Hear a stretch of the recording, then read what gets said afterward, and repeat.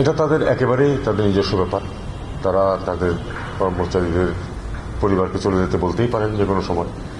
কেন বলেছেন তার আমি কোনো কারণ খুঁজে পাই না। বাংলাদেশে এমন কোনো পরিস্থিতি বিদ্যমান নেই যে তাদের কর্মকর্তা বা তাদের পরিবার পরিজন কোনো বিপদে আছে। একটিও তো ইনসিডেন্ট এরকম কিছু ঘটেনি এখন পর্যন্ত। আশঙ্কা তাদের মনে হয়তো আছে, অথবা হয়তো তারা কোনো ভাবছেন যে এটা তারা করবেন, একটা যেটা বললেন যে কোনো মেসেজ দিতে চাই কিনা, হতে পারে। কিন্তু আমি আসলে সঠিক কোনো মেসেজ এটার মধ্যে খুঁজে পাচ্ছি না। তবে আমি এটাকে এভাবে বলবো যে তারা যদি তাদের পরিবার পরিজনকে ফেরত নিতে চান, তো এ ব্যাপারে আমাদের তো কিছু করার নেই, নিতেই পারেন তারা। নিরাপত্তা সার্বিকভাবে আমরা মনে করি যে এখন পর্যন্ত নিরাপত্তার তেমন কোনো বিঘ্ন ঘটেনি। আমরা যদি এর আগের দিকেও তাকাই, পূর্ববর্তী যখন নির্বাচন হতো, এখন তো হয় না, মাঝে তো হয় নাই অনেকদিন, সেটার কথা বাদ দিলাম, তখনও কিন্তু নির্বাচনকালীন সময়ে ছোটখাটো কিছু সংঘর্ষ, কিছু মারামারি, কিছু ধাক্কাধাক্কি এগুলি হতো সবসময়। এবার তার থেকে কোনো বেশি কিছু হয়েছে এটা তো আমার তো মনে হচ্ছে না। আপনাদেরও যদি কারো মনে হয় তাহলে বলতে পারেন, কিন্তু আমার তো মনে হচ্ছে না যে তেমন কোনো নিরাপত্তাজনক পরিস্থিতির সৃষ্টি হয়েছে যে কারণে আসলে এই ধরনের পদক্ষেপ নেওয়ার দরকার আছে। এর আগে তো কখনো নেয়। আশঙ্কা হচ্ছে যে কোনো অপচেষ্টা হতে পারে সংঘাতে। সেটার ডিটেলস হয়তো হোম মিনিস্ট্রির লোকজন আরো ভালো বলতে পারবেন, ডে টু ডে প্রোগ্রেস আর কি। কিন্তু আমরা মনে করছি যে কোনো যদি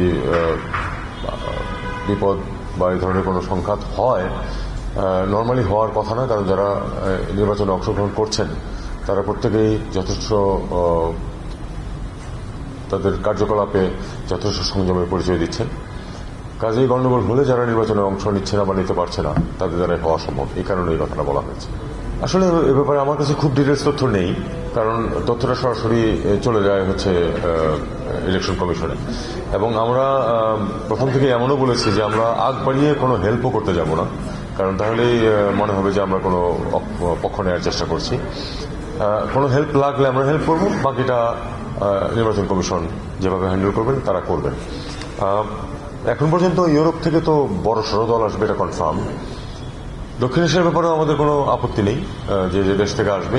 অবশ্যই হয়তো কিছু স্ক্রুটিনি হতেই পারে, যদি কোনো যারা আসলে নির্বাচন অবজার্ভার না করে যদি অন্য কোনো কাজেও কেউ আসতে চেষ্টা করে, সেটা হয়তো হোম মিনিস্ট্রি এবং মিশনগুলো হোম মিনিস্ট্রির নেতৃত্বে দেখবে।